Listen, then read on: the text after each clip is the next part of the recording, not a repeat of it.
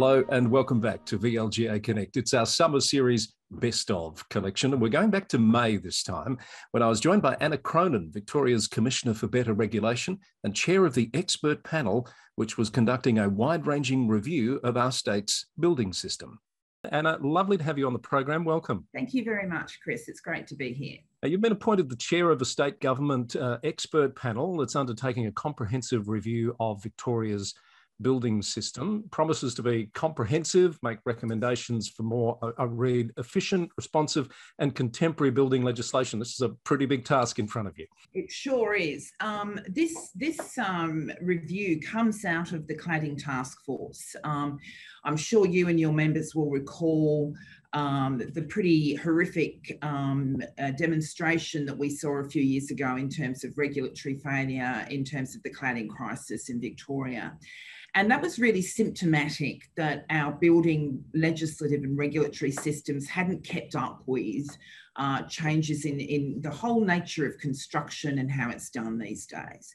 And so the Cladding Task Force not only made recommendations in terms of immediate rectification of the cladding issue and immediately addressing it, and that enabled or facilitated the establishment of Cladding Safety Victoria, which is already underway. But the Cladding Task Force importantly made a very significant recommendation to Minister Wynne and the government that a comprehensive review of the whole building system take place. And as you and your members would know, particularly the municipal building surveyors, the Building Act was actually first enacted in 1993.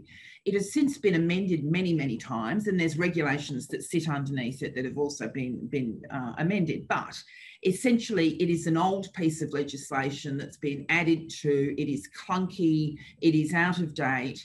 And in my view and the panel's view, it has represented, it is timely now to change that, to look at it. And what the Minister has said to us is to do a root and branch review, not only of the legislative and regulatory structures, but also the roles and responsibilities of the players within that area, and also the regulators themselves. The description you've just given is a bit like what we were saying about the Local Government Act a few years ago, before that was really overhauled. So is it a similar process? Do you know, like it's obviously wide-ranging. What sort of a process are you putting in place to make sure you pick up on all the elements? So the terms of reference are up on our website, Chris, Better Regulation Victoria, and I'd certainly encourage your members to have a look at them. They first of all asked for the Minister asked for some early initiatives, what could be done pretty quickly to try and fix the system. And so the panel made 6 recommendations along those lines, which are included in our discussion paper.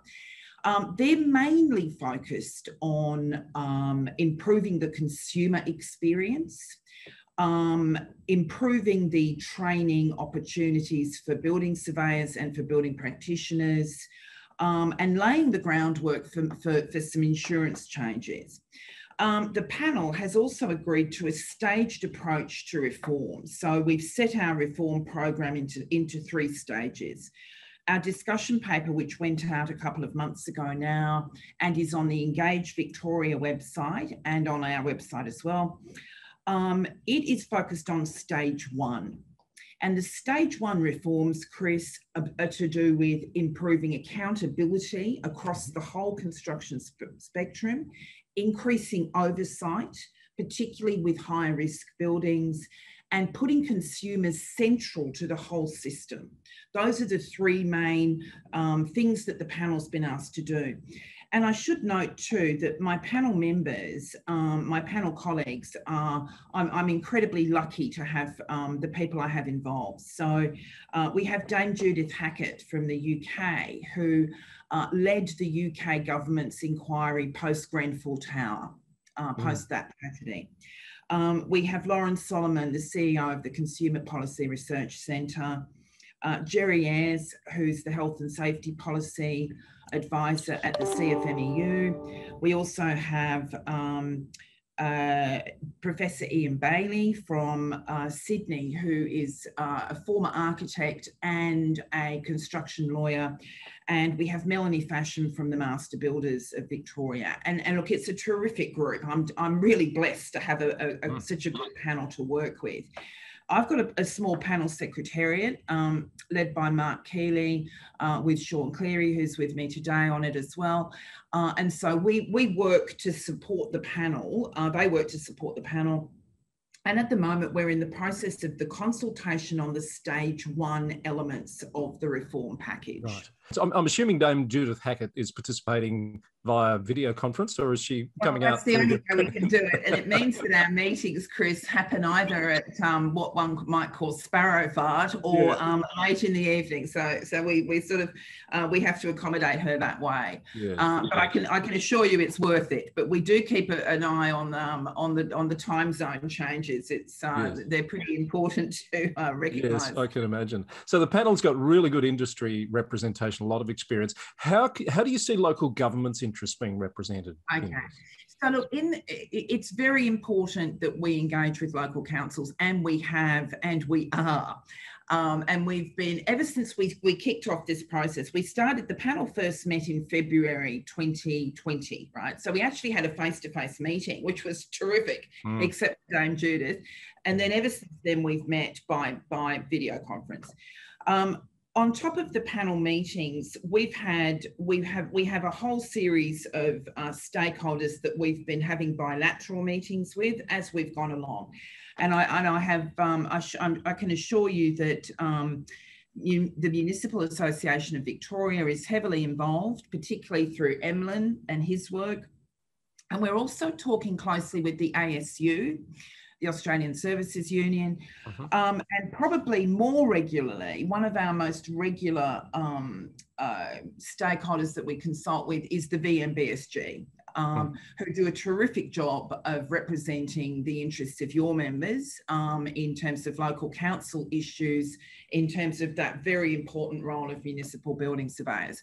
So I think it's fair to say that Peter Jolly and Stephen Baxis and the panel and the Secretariat, we've become very familiar to each other over the last year or so. And I really couldn't praise more highly their participation and their representation of you and the local government sector. I think it's been excellent. That's terrific. For individual councils that might have views that differ slightly from the aggregated views, are they going to have the opportunity to put their views into the process? Well, look, I mean, we can't, there's 79 councils in Victoria and we can't go to all of them. We are very aware of some of the particular issues that rural and regional councils have. Yes. I mean, you'd have to be asleep not to be aware of the particular challenges that they face. And I don't need to tell you this, Chris, in terms of being able to have municipal building surveyors. I mean, there are some councils that we're aware of that don't.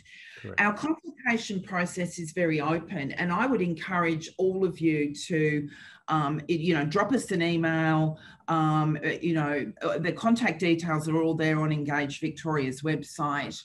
We're happy to hear from you. Our official date of receiving sort of written submissions, I think, is coming up, but we're quite flexible. And so if over the next week or so, people want to drop us a line or make a phone call, by all means, feel free to do so. But look, as always, with representative organisations, and this is, the whole point of VLGA as well, as you well know, is, from our point of view, it's difficult for us to talk to each and every of the 79 councils, and we do rely on going to sort of subgroups to get different views. Of course. But I would also make it very clear that we see consultation as a continual process. We've been doing it. We're a very open and inclusive bunch, so, we're delighted to talk to people, and if councils would like us to come and present to them about the work that we're doing at any time, I'm happy to do that. And maybe share that workload with my fellow panel members if possible. But But yes, it's a pretty inclusive process. Now, the review discussion paper that you've released, I think it was back in April, there's a lot of reading in that paper. There's some preferred models that have been outlined that have come from some of the peak bodies. Are these the only options on the table, or are you looking at other possible permutations along the way? No, look, they're not at all. I mean, the key thing we're trying to do in the context of the building surveyor situation, looking at the cladding task force review, looking at the building confidence report that Shergold Weir did as well. Those are two crucial and seminal reports that have happened in the last 5 or 6 years in terms of building reform in Australia. And in the Victorian context, we do have quite a unique situation with the statutory role of private building surveyors. We also have thresholds in terms of risk management, which are at 3 stories, okay? So above 3 stories, you need a different type of building surveyor, a building surveyor unlimited. Below 3 stories, you have a building surveyor limited. We think that's out of date. I mean, the panel has a general view that we should be aligning risk.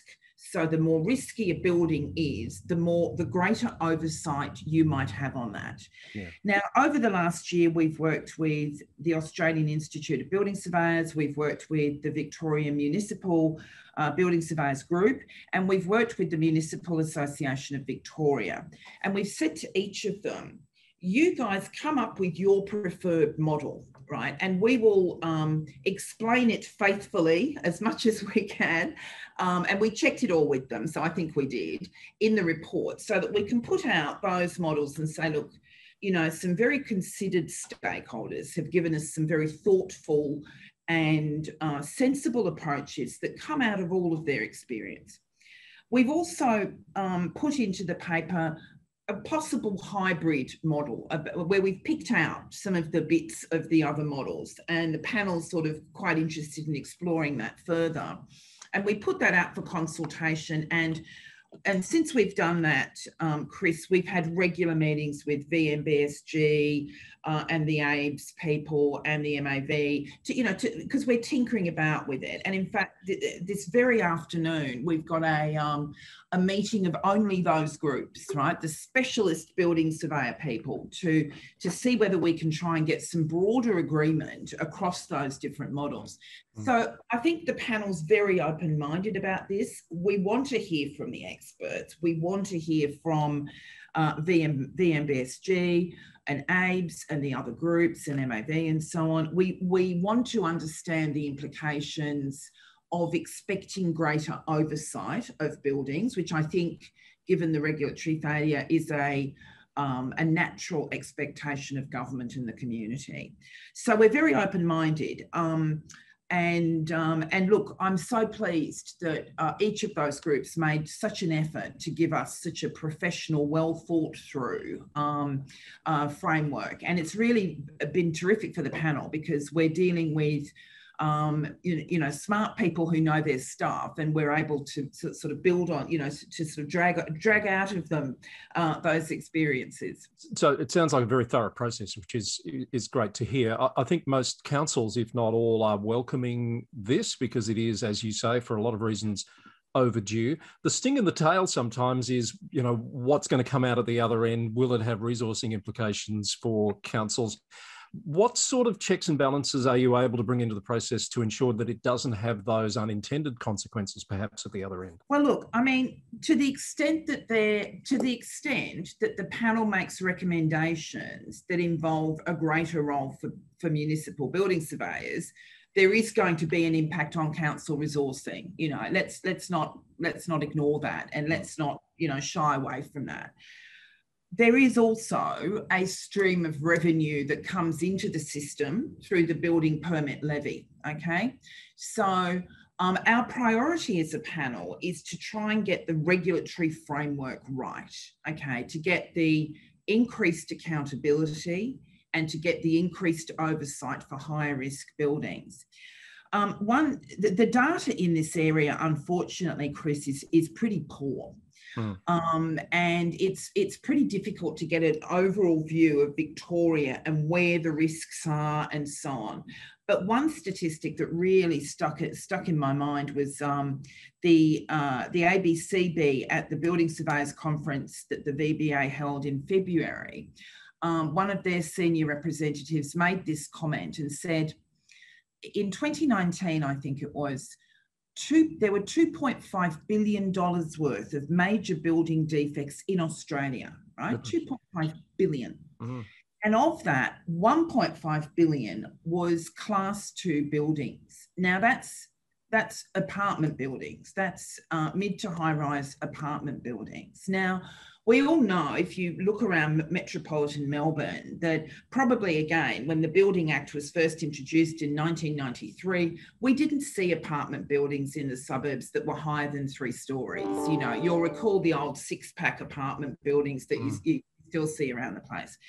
But since then, planning changes have meant that we've seen a densification of population. And now in suburbs, you're seeing apartment blocks going up to 6, 7, 8 stories.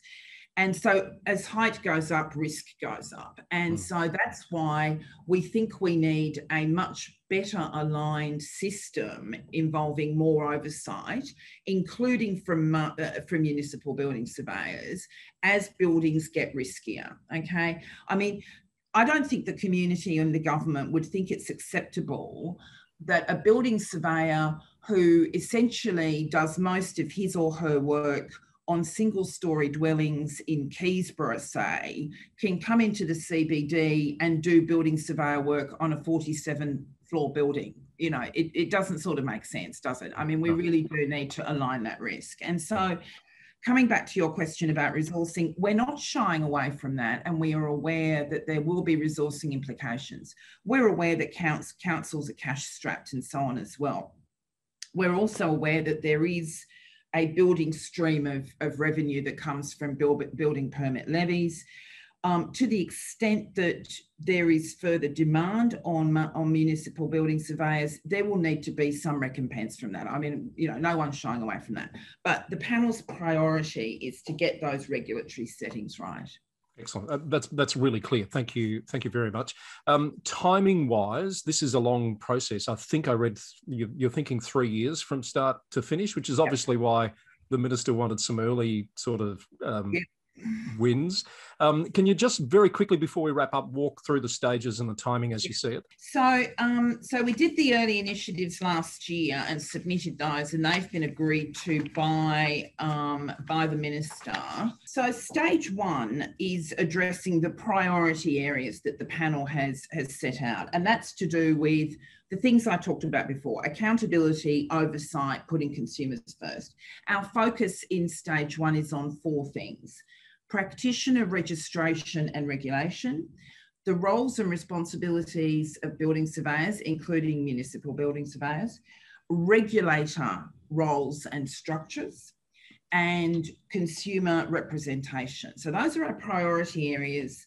We're consulting on those issues now. We'll be making recommendations to the minister mid-year, so probably in June, July, sometime around there.